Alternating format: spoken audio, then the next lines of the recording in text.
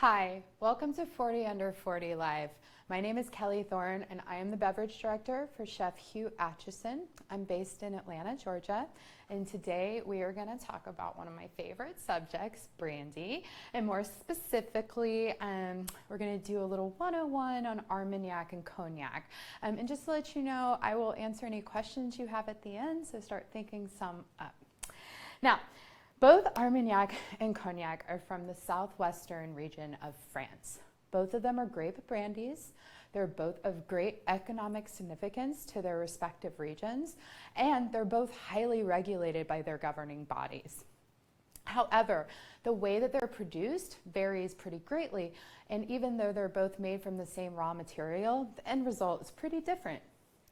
So Cognac is located about 75 miles north of Bordeaux, while Armagnac is about 100 miles south of Cognac in the region of Gascony. The Armagnac region actually started distilling before Cognac, but their location is not as geographically beneficial as Cognac.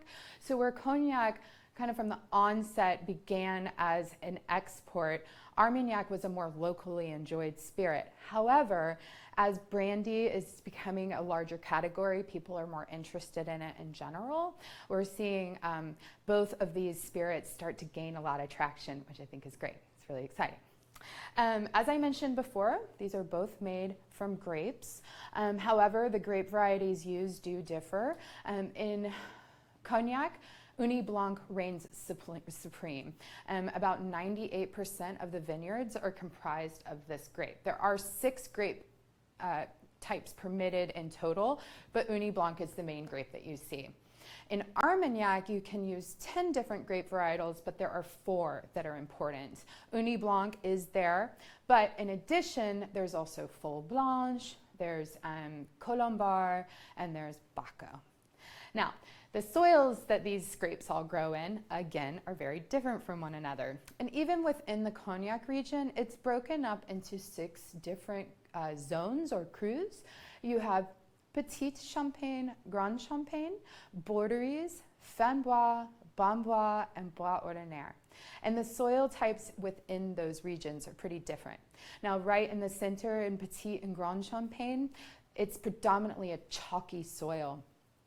These spirits are considered to have a lot of finesse and a lot of elegance, but they also tend to take a longer time to age. As you move further out into the crus, you start to encounter more limestone, more clay, and finally a good bit of sandy soil when you get to the near the coast. Now, the Armagnac region is divided into 3 different regions. You have Haut Armagnac, where you don't actually see a ton of production there, and then Bas Armagnac and Terroir.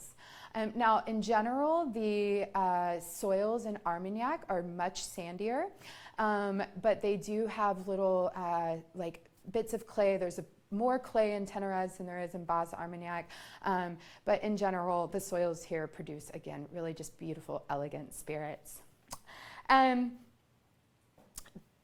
Once we start growing these grapes and harvesting them, and we turn them into wine, and then eventually it's time to distill them. Now, in Cognac, by law, pot distillation is required. These types they must be copper, they must be directly heated by a flame. This type of distillation requires a batch distillation, so there's 2 distillations that take place.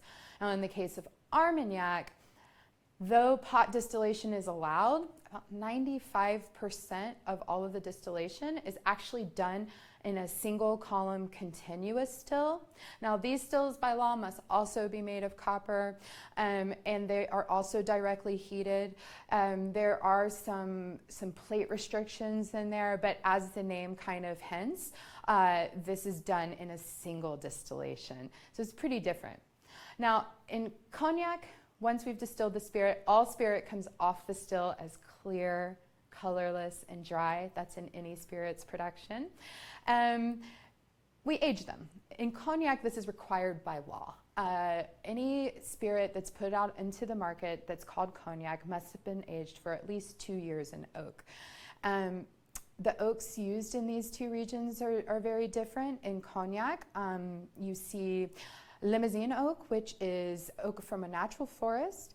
These trees tend to grow at different heights and ages, and they have a wider grain. So the spirit gets to interact a lot with the oak here. A lot of oak or tannin extraction, as well as like lots of other compounds that give these spirits kind of their defining qualities.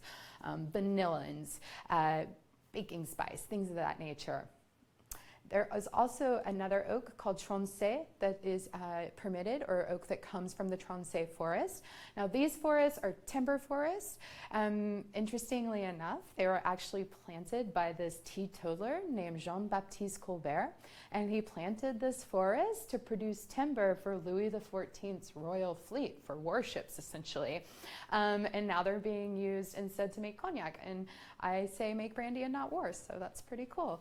Now the oak in this region, or from this forest rather, tends to be, because it's a timber forest, they're all the same age, they grow at kind of the same height, and so it tends to be a tighter grain and kind of a softer influence on the spirit. Now cognac houses use both of these spirits, sometimes, or I mean woods, sometimes they'll use them one exclusively, but often they're using both. Now in Armagnac production, you will also see a lot of Limousin, but there's an additional oak called Gascon oak, and this oak has an even more tannic characteristic than Limousin does. However, due to lack of natural resources, you're starting to see less of that, and Limousin's definitely kind of taken over in the aging, but there are still plenty of producers that are using Gascon oak as well. So, as I mentioned before, in order to be called cognac, that spirit has to go into the barrel for at least 2 years. And when you see a bottle of cognac that says VS on it, that means that the youngest spirit in that bottle is at least 2 years old. And that's the youngest that you're going to see come out of the cognac region. After that, 4 years is, if you see VSOP on the bottle, that means that it's at least 4 years old. And XO denotes that it's 10 years old. In Armagnac production, something that's kind of unique to this area is that they're actually allowed to release an unaged Armagnac called Blanche Armagnac. And these things are, I mean, this is a really cool spirit. It's very nerdy. I urge you to definitely hang out with one if you can find them. And when I say unaged, it actually means that they are hanging out in an inert vessel for about 3 months legally before they can be released. And this really allows a mouthfeel to come together and for the aromatics to really develop before they put it out on the market. After that, a VS in Armagnac is at least 1 year. A VSOP, just like cognac, is at least 4 years. XO is 10, and Hors is 15. Now, these are the youngest spirits allowed in these bottles when you see these aging requirements. The fact of the matter is that both of these spirits benefit greatly from extended aging periods, and both of these spirits, the producers rely heavily on blending. So even though you'll see something that says VSOP, it might be that the youngest spirit in there is 4 years, but there is a good chance that there's a blend of many different ages in there. Think of a blender as kind of creating a symphony of flavors and spirit, or flavors and aromas in a bottle.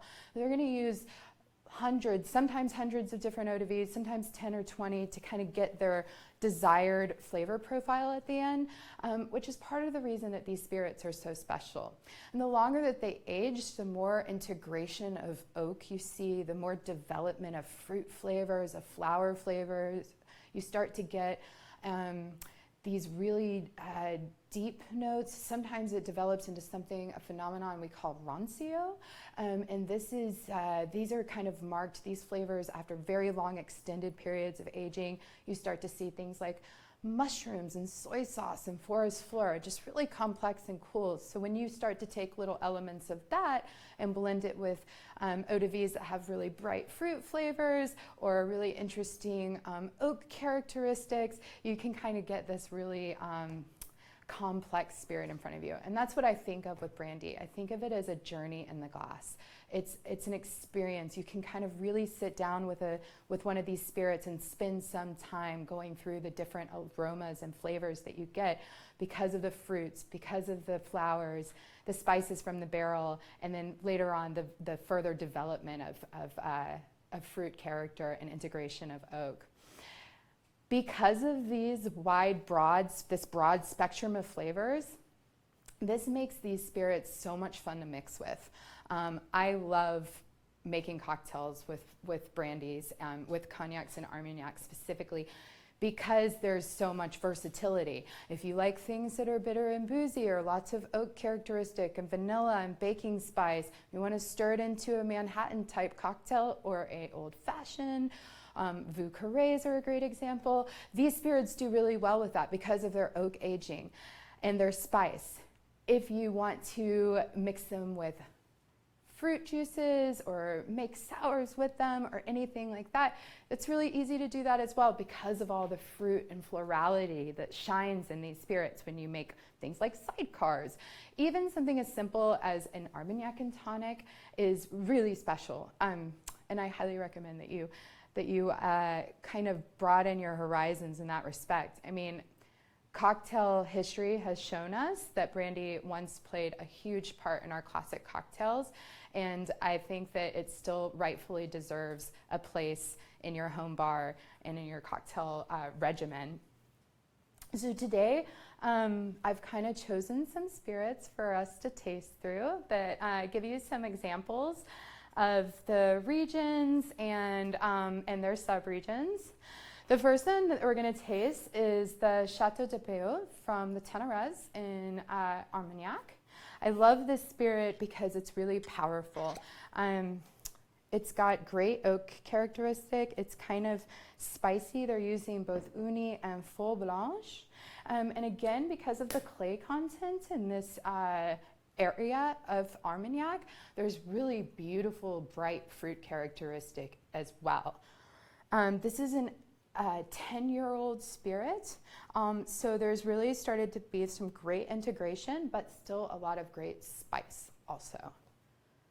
And when I go to taste a spirit, obviously smell is so important. So first I kind of hold the glass here, I allow the aromas to come through, and that's my first analyzation of what I'm about to get. And then the first sip I kind of allow to coat my mouth when I'm doing this in a scholarly way. And then the second one is when I start to really evaluate what's taking place in the glass. The family that produces this spirit has been in this region for 300 years, so I think they may know a thing or two. So delicious, so bright. Again, a little drying, a little spicy, a little oaky. Now, over in the Bas Armagnac, we have the Dart de Galang. This is also a 10-year-old spirit. I think it's really cool to do comparative tastings where you can taste two different regions, and especially when they're in the same age range. Dart de Galang has been around since 1813. It is storied that they are the oldest Armagnac producer in this area. Something to note about Armagnac distillation that I maybe didn't tell you before is that the stills that they use are historically traveling stills, and so this house has their own traveling still, but they would service several different producers. And they're also really efficient stills. The wine that's destined to be an eau de vie is also the coolant that goes into the still, so I always just think that's really a neat thing about them. And then they typically distill each grape varietal separately from one another. So the Bas Armagnac, the Dart de Galang, again, XO, so 10 years minimum aging. And the fruit here is really present as well, but you're getting like kind of darker, deeper fruit, a lot of almond paste here, and a lot of like anise characteristic that I think is really cool. Again, I'm gonna go in for a smell first. There's also some distinct notes of Rancio that are starting to kind of come through here, and some like great forest flora notes.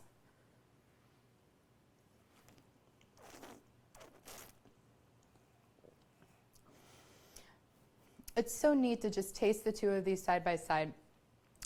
The one from Ténérez has a little more like apricot characteristics to it, also nutty, also great oak. But then you come over here to this one, and again, it's just a little bit almost like figgier, plummier, but they're both really beautiful spirits. So now we're going to jump over to Cognac. We're going to go back up north and hang out with these guys. This is the Jeune Filleau. This is the La Poyade. This is named for their estates. This is a fully estate produced cognac. They grow their own grapes, they distill on site, they age on site, and all of this is done with a father and son. I was lucky enough to visit this house, and they're just really special. I love the Fio cognacs. This is a VSOP, but it's actually about 8 years old in the bottle. And I think that this might be my summer cognac. It is so bright. It has so many like honeysuckle, jasmine notes to it, really bright fruit characteristics, some golden raisins, some apricot here, a little pear, just really floral and lovely. Something that you could drink over ice or even just like a little soda water and a twist of lemon. I don't hope they're not like upset with me for recommending to mix it, but I do think that the possibilities are endless with this spirit. It's also just a great one to bring to a dinner party. You're going to be everyone's friend.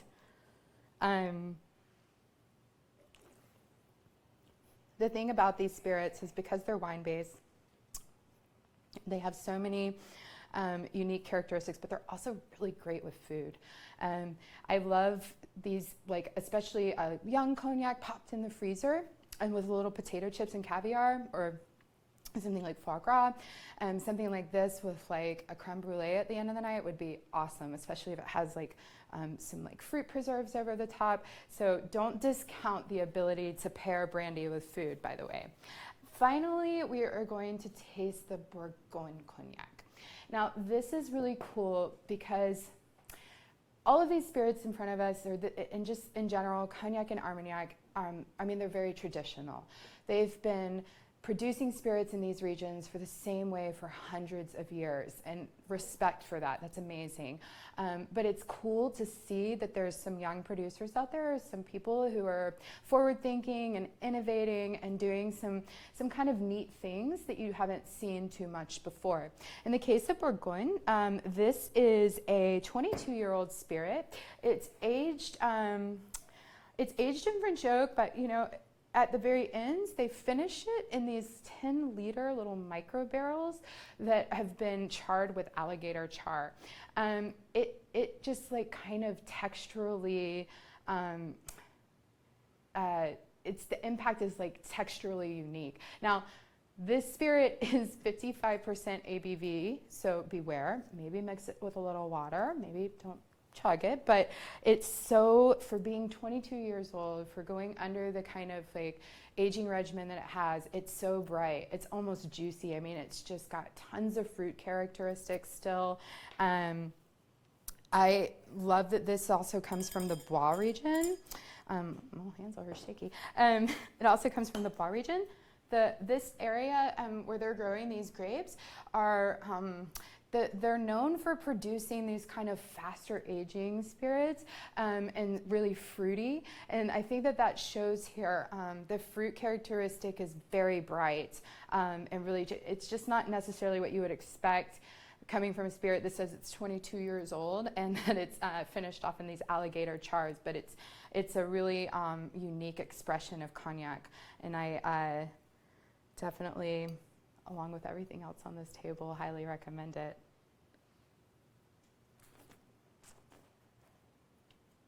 Ooh, but it has a bite to it, for sure.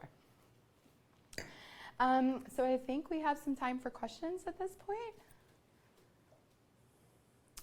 So, hey Brian, the ideal serving temperature for cognac or Armagnac, I mean, I think that it's been interesting. We'll actually talk a little bit about glassware too. So you heard me mention before about keeping cognac in the freezer.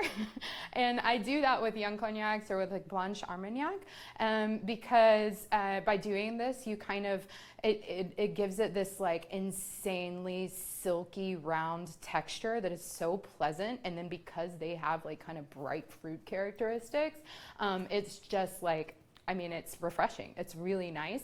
In general, you know, I'm kind of blinking a little bit on exact like what the degrees would be, but you know, typically we taste spirits at about room temperature when we're first tasting something. If something's too cold or too hot, it prevents you from being able to really taste.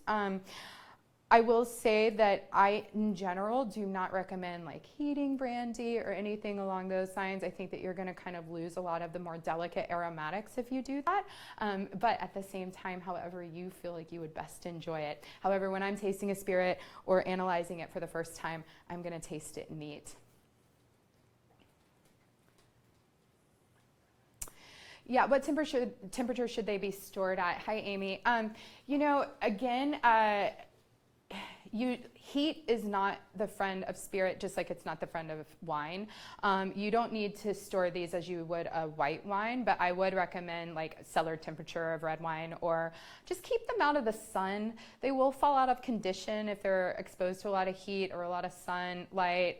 So I don't recommend that. But you know, a cool, like your cool, like cabinet in your bar. Don't put them on your patio. What is a good bottle on a budget? Hey, Kat.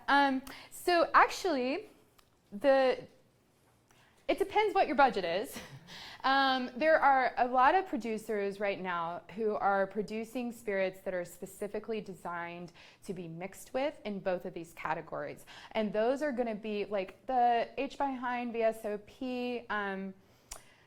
They created that along with a lot of bartenders, and kind of did a blend that specifically is ideal for mixing. And even though that's a VSOP, I think it will still fall in like between the $30 and $40 range. I will say that when you start to consider the amount of aging that goes into a lot of these spirits, they're actually a great value across the board. So it's spending like $50 to $70 on something that's aged for 10 to 20 years, compared to what we're being charged for some pretty young spirits because of demand right now. I think it just depends on what you view as value. But if you wanted to do a younger, like brighter, inexpensive VS, of any of these, I really recommend the Terroir from Bosch Gabrielsen. Their VS is really lovely and bright, and that's going to be relatively inexpensive, and most VSs will be. And that goes for either category. Armagnac is a steal, though. I mean, this is a 10-year-old spirit that's in the like below $50, which is amazing. So. Yeah, should you serve these in a particular glass? You should, but you know, ultimately, hi Marina. So there is a glass that's very specific to brandy. It is a tulip. We don't have one here today, but it's a little bit smaller, and you can kind of look it up. It's a brandy tulip. These glasses are essentially designed to really like push aromatics up towards your face and towards your nose. The thought process is that when you have a glass that's really big, you kind of like, they start to kind of fall away. And so you want something that kind of directs up, just like you would a white wine or a glass of champagne. Actually, these have worked out really nicely. And I often taste out of white wine glasses or drink out of white wine glasses. But I'm gonna be honest, Cognac and Armagnac are gonna be really delicious no matter what you drink them out of. So if you wanna drink them out of a rocks glass or a snifter, feel free. Are there any cognac cocktails? Hey, Greg, yeah, there are. You know, historically, as I mentioned before, brandy has actually played a huge part in our cocktail culture. If you look at books from pre-Prohibition times, they're like riddled with cognac cocktails. In fact, Jerry Thomas uses cognac in his mint julep rather than whiskey originally. And if you've never had a cognac mint julep or an Armagnac mint julep, I highly recommend it. You also have a sidecar, which is a sour with lemon juice, Cointreau or orange liqueur, and cognac. Again, mixing something like the simple mixed drink. One of my guilty pleasures is actually brandy and apple juice. That's like an airplane flight, don't tell anybody. But in Vieux Carrés, the brandy old fashioned. I mean, yeah, there's tons of brandy cocktails classically. And then I think that if you have a bartender that you really trust, put yourself in their hands and let them make you something awesome. What are the main grapes in both? Hi, Jerry. So again, in cognac, there are 6 grapes permitted, but the dominating grape is Uni Blanc. That's 98% of the vineyards there. They were that was the grape that reestablished the vineyard post-Phylloxera, and it still kind of dominates. So that's 98%. Uni Blanc is also known as Trebbiano. And in Armagnac, while there's 10 grapes permitted, there's 4 that are important. Again, Uni Blanc shows up there, but there's also Folle Blanche and Colombar, which are also both in Cognac, by the way. And then one that's really special to just the Armagnac region is Baco. What is an eau de vie? Hi Beth, how are you?